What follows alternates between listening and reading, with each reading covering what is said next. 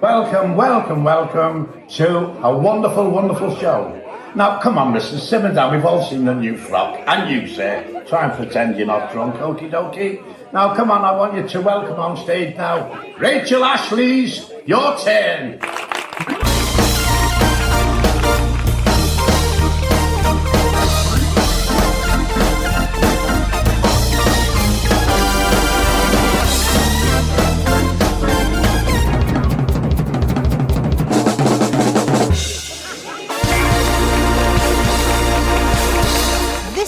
On Your Turn, it's Lisa Burton. She's a mum, a business owner, an expat stroke migrant, which we'll come on to in a bit, and of course, a Rejoin campaigner. Hiya, Lisa. Before we go any further, so, are you a tofu-eating, woke metropolitan elite? Of course I am, Rachel. I wouldn't be known as anything else. I proudly wear that badge. It is the most ludicrous thing in the world. And once again, as we have done with Gareth and as we have done with Peter, we're going to smash that to smithereens because it is the biggest load of nonsense ever. It really is. Yeah. You know, I mean, I even read the Daily Mail, not because I want to, but because, you know, I have to keep informed of what the other side are being told. Well, yeah. But yes. And that's a really sad thing, isn't it? And they are, you know, the amount of lies and misrepresentation is a shocking thing. So who are you really when you're not being Serena Williams? So who are you really? So you are a mum and a business owner. I am indeed. But you're not a tofu eating wokerati. I am not a tofu eating wokerati person. So I kind of fit in that bracket that people think because I am a British immigrant who lives in Spain. Yeah. I've been here for 14 years. I'm vice chair of citizens' rights and campaign group Bremain in Spain. Yeah. We're the only affiliated group to European Movement UK that's outside of the UK. For now, let's see what's happening with the Canadians, which is all very exciting.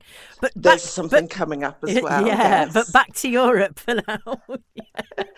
I'm a kind of a general all-round campaigner, really. I'm also on the board of European Movement UK. Wow. And I work with multiple other groups. Obviously, I work with National Rejoin March, do a podcast there with Peter.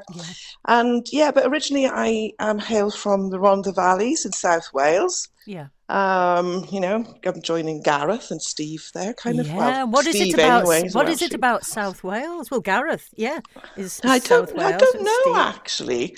You know, but there's quite a few of us around. So because it was a hotbed of the Leave vote, wasn't it?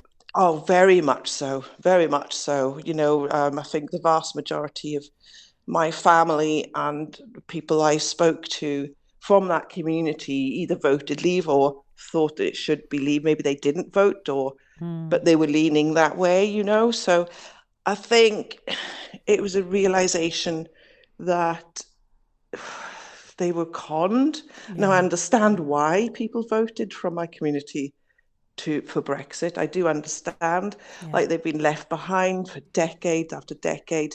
You know, once the mines closed down, there was nothing put in to replace it, and you just got this generational poverty, you know, one after the other. I mean, in the valleys, it's, you know, the household income is about 75% of even what the national average is. Wow. And, you know, it has an awful lot of underlying issues with mental health and any things that come along with, you know, deprived area. So I think I was dismayed that they voted for it because I felt that they all fell for the lies around immigration and the fear of immigration and xenophobia. Yeah. But I also understand when you've got absolutely nothing and you're struggling day to day and you're living in constant anxiety and stress, you know, about where the next meal's coming from, how you're going to pay your bill. If people are saying these people are taking this from you, they're taking what's rightfully yours. You know, I do understand why, but I was so dismayed by it. So, and that must have had when I got involved. Yeah, that must have had a personal impact on you if there were family members. So you're very active in the Remain Rejoin campaign, and yet you had a lot of that must have caused a lot of fractures and a lot of personal pain for you. It was difficult because because I was already living in Spain. I came to Spain in 2010. I actually came from Scotland, so I'd been living in Scotland. All my children were born in Scotland, and I lived there for 20 years as well. So, so I was already here, but I could just see that it was a populist far-right project. I could tell by the language that was being used even in the run-up to the referendum 2014, 15, and then 16. And I knew that it started with Islam and Muslims because of the terror attacks in Europe, but I just knew deep inside that this was just the catalyst for further and further and further shifts of power. Yeah, it's heartbreaking, isn't it, to watch people being stamped on by government. And what are those people going to do? The temptation to stamp on somebody who you perceive as lower than you or different to you is overwhelming. And it is completely understandable, especially when you're wound up by the media to do that. Absolutely, it really is. I mean, luckily, I've never completely fallen out with anyone in my family. I've had... Oh, well done you. Yeah, I know. That has been such a challenge, hasn't it? I know. People who fall down rabbit holes. I was blocked by one person, but that was far more recently. And that's because I challenged them on anti-immigration rhetoric, because the Valley's are 98.2% white. Yeah. The only immigrants there you find in the high streets, in your Chinese, your kebab shop, your Turkish barbers, and the shops, and the people of my community love those people. And I just tried to point out that these are immigrants as well. And anyway, I got blocked for that, but that's another story. He just went further and further down the line and ended up in trouble. I do find that the people who have fallen down rabbit holes, they just... It's absolutely heartbreaking, and the fact that it's been done quite deliberately to manipulate people psychologically absolutely enrages me, because once people are down their rabbit holes, it's almost impossible for them to get out again, and they end up isolated, really. Absolutely. I mean, what I would say, Rachel, is since then, I would say 9 out of 10 of my family would have voted for Brexit, but now I would say it's 9 out of 10 would vote to rejoin if they had the choice again. Okay, and is that solely because of you? I think it's probably a lot to do with me keeping a calm, cool head and giving rational arguments over years and years, and pointing out little things like when they come over, the phone usage, roaming charges, these little things here and there. It kind of helps.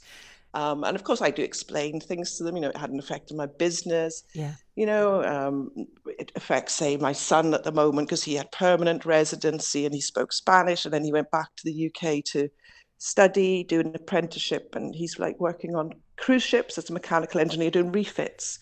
But last year he had to turn down work because it was in Cadiz, which is in Spain, because he was running out, because he'd been on ships in Spain before, and he was running out of his 180 days. Oh, no. So, I explain these little things like that, and because there's a personal element to it, they're far more willing to listen. So I do find there's hope. However, with Reform UK, I mean, they are really going after Wales, because Wales are having its elections next year in the Senate, and the people of Wales, and particularly the Valleys, they are so disillusioned with politics. However, I see more and more support for reform. Now, as we know, reform will, oh my God, I mean, it's the worst possible, party for people who are And do struggling. People genuinely not see that Nigel Farage has fooled them once and he's going to fool them again? Do they genuinely not see that it's the same people? I don't think they do. I think some people just think he's a bit of a twat. Right. But it's better than the policies and they don't seem to have learnt the lesson. So all of my relatives will admit that Brexit was all about immigration. Yeah.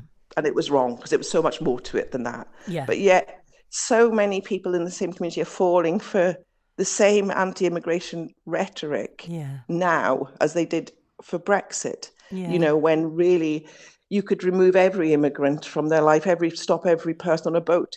and it would never make a bit of difference to their lives. In fact, obviously, if you removed every immigrant, their lives would be far worse, because of people in the NHS and the care sector and stuff like that. So let's it's rewind, because what on earth happened to you to make you so radically different from all of your peers and your family and everybody else? Because you've ended up being involved in politics at a national level, and speaking on a national platform. How on earth did that happen? Well, I think for me it's quite unique because I was born, my mum was a teenager when she got pregnant with me. She was 16. And the first 3 years of my life, I lived with my grandfather, who was only probably in his late 40s then, but he'd already had to retire because he was a miner. He was in the pits from the time he was 14. And he only had half a functioning lung by that stage. You do realise, Lisa, don't you, that you are making a complete mockery of the of the metropolitan elite tofu-eating wokarati label. I mean, you couldn't be more. It's the exact opposite. It's everything that. If only they knew. If only they knew. I mean, I have done well for myself. Let's keep on telling them. And I would be my middle class now. But I'm certainly very, very proud and attached to my Welsh Valley's roots. Absolutely, and the community. And so, for the first few years, I might have lived there was me, my mum, my two aunties in one bedroom. Oh, wow. And then my mum met my dad, who I call my dad. Yeah. And we stayed on a council estate then, on our own. Pretty rough, but I liked it. It was fine. Yeah. And then one of his friends got a job in Hong Kong when I was around 10, and I'm in construction, and said, my dad, do you want to go out? So he went out, and then a few months later, me, my mum, my brother and sister followed him. So from the age of 10, I lived till I was 18. I lived in Hong Kong. Wow. Although my parents separated when I was 17, and I'm like, I ain't coming back with you. So I was actually living on my own in Hong Kong at 17. Okay, so this is life-defining for you. Yeah, it was life-defining. I mean, it just, because obviously I'd come from a council estate, and everyone, I don't think I'd ever seen anyone of a different colour to me or, ethnicity. Or speaking a different language or speaking a different language or a different accent even, to be honest with you. Yeah. I went to Hong Kong, and obviously it was a good job my dad had. So I got put into a private English school, very good reputation, called King George V. So you become a posh bird. I became posh overnight. Wow. I mean, wow. I know. It was a bit of a learning curve. Yes. Rachel, it really was. The first year I wasn't very happy. It was such a big change. Yeah, I can imagine. But I did my first year in primary, actually, and then I went off to high school. But I think that's what really changed me as a person, because all of a sudden I was in this school with dozens of nationalities and every person of every religion under the sun, Sikh, Hindu, Muslim, Christian, everything. And you were all just kids. And we were all kids, and we all got on fine. I had specifically got on very well with the Indian community and had lots and lots and lots of Indian friends. I had, when I was a teenager, I had an Indian boyfriend, Hindu. I had a Muslim boyfriend at one point, I had an American boyfriend, so it was, and it was amazing. However, we were still British. We was a British colony there. Yeah. And I just could feel and sense this kind of awful British colonial attitude from specifically the teachers. Not all of them, some were lovely, but some of them were fucking awful, to be honest with you. Right. What, race? Yeah, just racist? Racist. Yeah. Blatantly racist, yeah. And so even though I'd had no other experience with other cultures, I just could feel that I was treated differently. And of course, these people that your peers, they were your mates, and when your mates are treated badly by a teacher, your mates are going to stick together, aren't they? Yeah, I mean, I remember one incident, and we were all around a table, several tables in the library. We were sitting at the back of the library, and most of the table where my friends were Indian. I think there was myself and another person maybe who weren't. And there was a general buzz, hush, through the library of people just whispering. And a teacher came in and he literally said, and I'm going to say this, excuse me, but will the Paki corner up in the top please be quiet? Oh my gosh. I also knew a student who his English wasn't great. Now, English was supposed to be, you had to have perfect English to attend the school. It wasn't great, and he struggled. And he couldn't do his homework. And the teacher, in fact, it was the same one, made him wear a sign around his neck saying, I'm a moron. I do not do my homework for Mr. Roark. Oh, how cruel. Yeah. How unforgivably cruel. Yeah.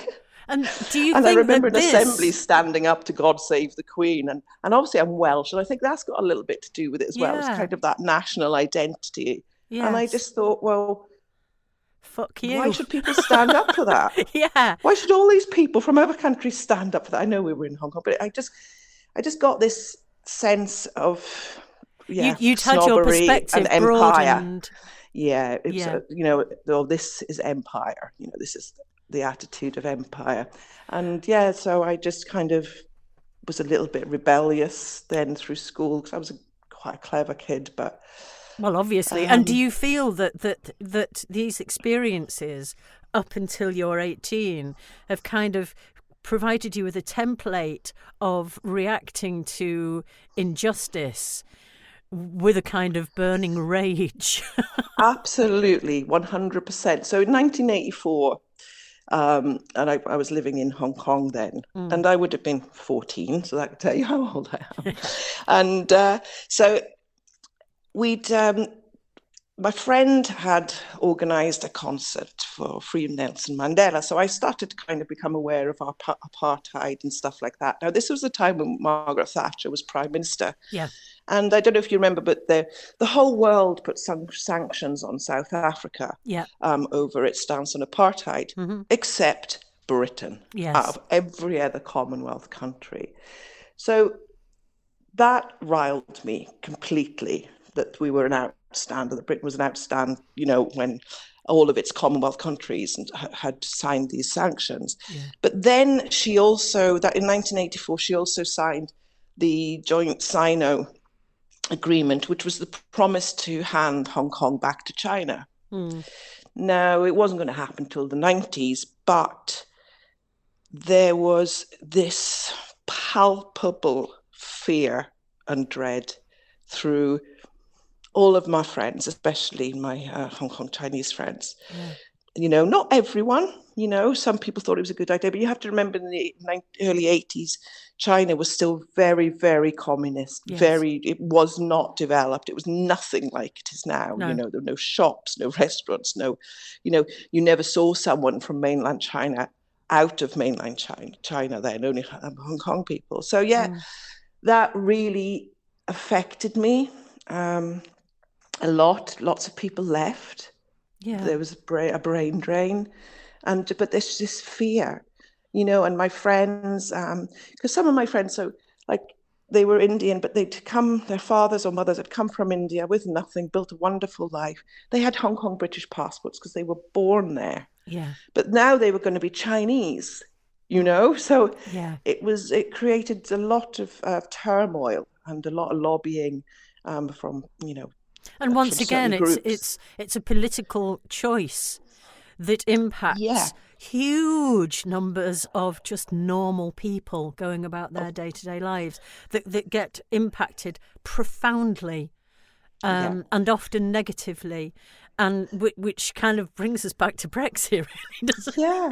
Well, then, but it politicised you. But then it was like, these fuckers are doing it again, if Yeah, you know what I mean. I do. Now, And of course, it being was a from little South different with Hong Wales. Kong. There was no reason that shouldn't have happened at some point, but it was fear because of the differences in the two Of societies at the course. time. Yeah. It was completely different. So the fear, was real. And of course, they were stripping a certain amount of rights from a group of people Yeah. who thought of themselves as British. Yes. This is the thing. It's like we thought of ourselves as Europeans. When I moved to Spain, to me, it was like moving from Scotland to Wales, or something like that. So Brexit, it enraged me. Yes. It just enraged me on a visceral level. Oh yeah, just like, because I knew it was an act of self-harm economically for the people, for its global standing, and I just could not understand how politicians in particular could sell those lies, and that. And just for some weird vision of the future. Well, yes. So the Friday after the vote, what was that day like for you? What was that Friday like? I was just gutted. Although I wasn't surprised. I think I called Brexit and Trump. I knew it would be close and I knew it would be tight, but I thought both would happen. So that I'm talking about Trump's first term. I was just devastated, and I was just so angry, and just all I was doing at this point, because I wasn't actually involved with any group or nothing to do with politics at that time. But I was doing all my friends' heads in on Facebook, because people don't get political so much on Facebook. They're not me. I'm just bombarding every single day with just Brexit shit. There were a lot of us that did that. Yeah. And we make no apology. I don't make any apologies for it now. I'm on the right side of history, and I know that, you know. But yeah, it was. But I just felt so powerless. Yeah. That was the worst feeling. Like, I felt like I really had to do something about it. It affected me like nothing else has probably in my life. It was very strange. But it's an interesting thing, isn't it? Because I think that the whole Brexit period of history has politicised more people than... I mean, I've always been involved with politics, but I've never known anything politicise people in the way that Brexit has. And the people who have gone on to become activists are all on the Remain side. Absolutely. I think it's because it's like, for me, I hate bullies. I hate liars. That's the bottom line, isn't it? And basically, I think, discrimination of any type to me is just a form of bullying. Yes. So your xenophobia and stuff like that.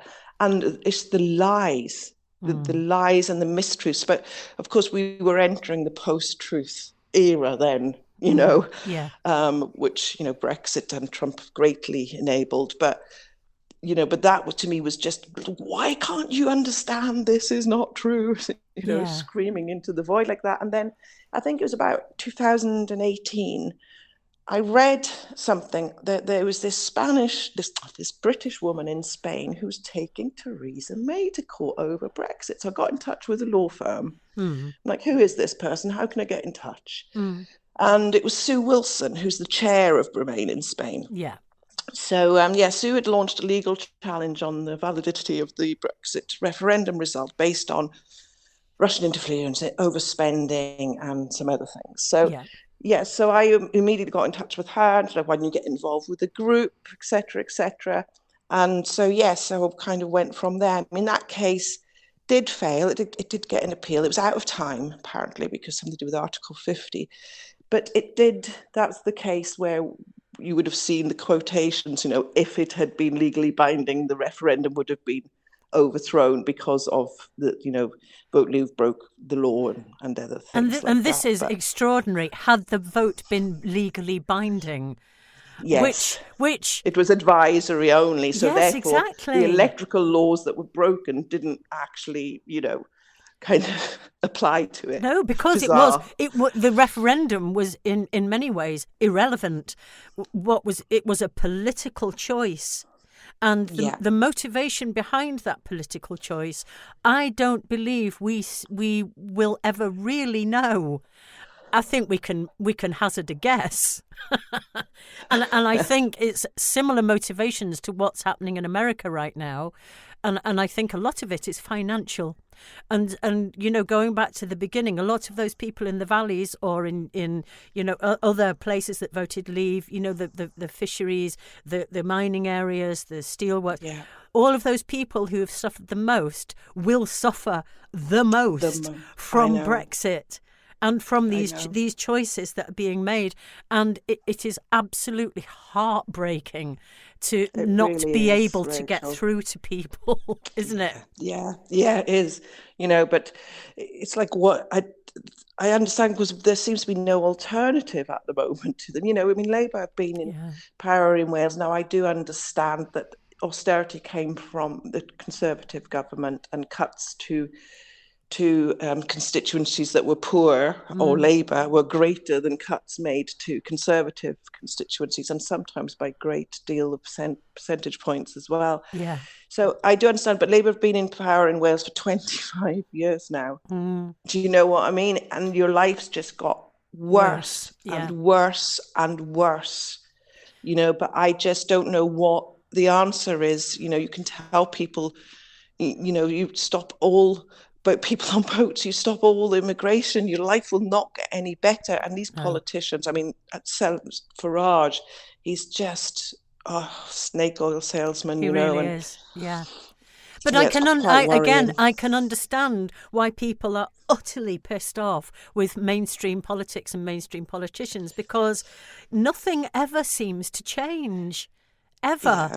And like Labour, they will not address the European issue. They will not address proportional representation, and they're still making cuts to the poorest people in society. And it's like, what are you doing? What are you doing? They're just like soft Tories, aren't they? I don't even know if they're like soft Tories. I would say they're more like traditional. The problem is that they're driving people into the arms of Nigel Farage, and that really scares me. And they must know that they're doing it.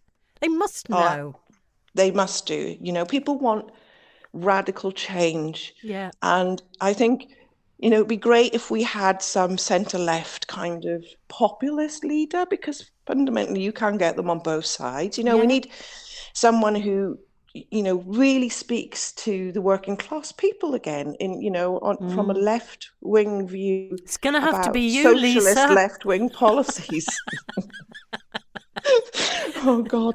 It's going to have to be you and Peter Core and Steve Bray. It's down to us, isn't it? It is down to us. Oh, God. It's down to the people, and it's down to the people who are moved by injustice in the way that we all are. And there's a heck of a lot of us now.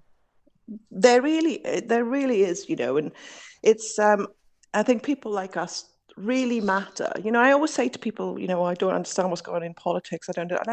I say to people, normal people should not have to understand what's going on in politics, because politics should be quiet and in the background, and you shouldn't be bombarded with this divisive crap constantly. And if you want to live a life and not look at that and just live your happy life, I think that's a great way to be. But then don't have strong opinions on stuff you have no idea about. That's the kind of balance, I think. It's like, if you want to live in a bubble away from politics, do that. But often you'll find people these days, because of social media, have very strong views, and they don't actually understand anything. No. Which is quite infuriating, but I call it radicalization via meme. It's absolutely correct. That's exactly what it is. And what the impact of you getting heavily involved at a pretty high level, it's got to be said.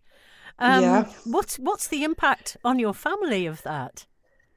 Well, it's been quite significant, like for me.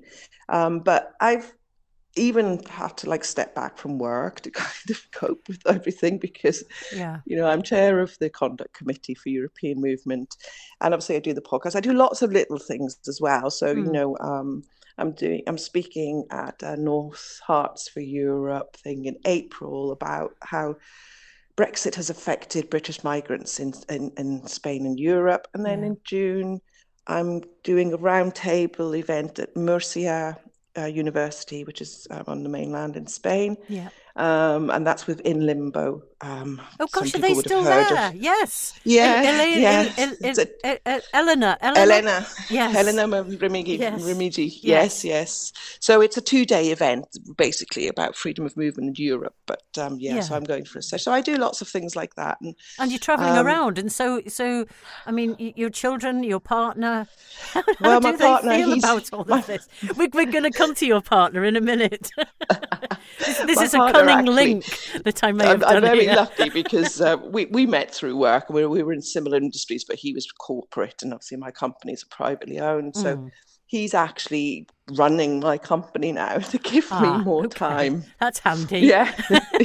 So he's actually incredibly supportive then. Hugely supportive. I mean, he does say a lot of it. He's just there for me, but no, he's hugely supportive. That's He's also on the Bremain in Spain Council. Fantastic. And he does our memes and some of our kind of wonderful. And he's creative, stuff. and he writes. He's very creative. He writes he's music. A musician. Yes, he makes music, and he's been in a couple of bands. He plays drums. He plays bass. He Do you know does what? art. He does music. That's wonderful. Which is dead handy because. Do you see what I've done here, Lisa? Yeah, I do. You're very good. Because I always close my podcasts with a piece of music, and your partner gets his little bit of the spotlight now at the end of the show. Lisa, thank you so much for coming on this. Thank you for having me. Well, do you know what? I just feel that there's so much nonsense spoken about the people who are involved in the Rejoin campaign that it really is time to put the record straight and let people know who we all are, because we're not what the media tell you all that we are. 100%. I'm glad you're doing a great job of it. Yeah, exactly. So thank you so much for coming on the show. And would you please do an introduction to your partner's song that's going to close the show? I will. So this is called Rising by Matt Burton. That's lovely. Thank you so much, Lisa. Thank you, Rachel. Take care. Okay, bye.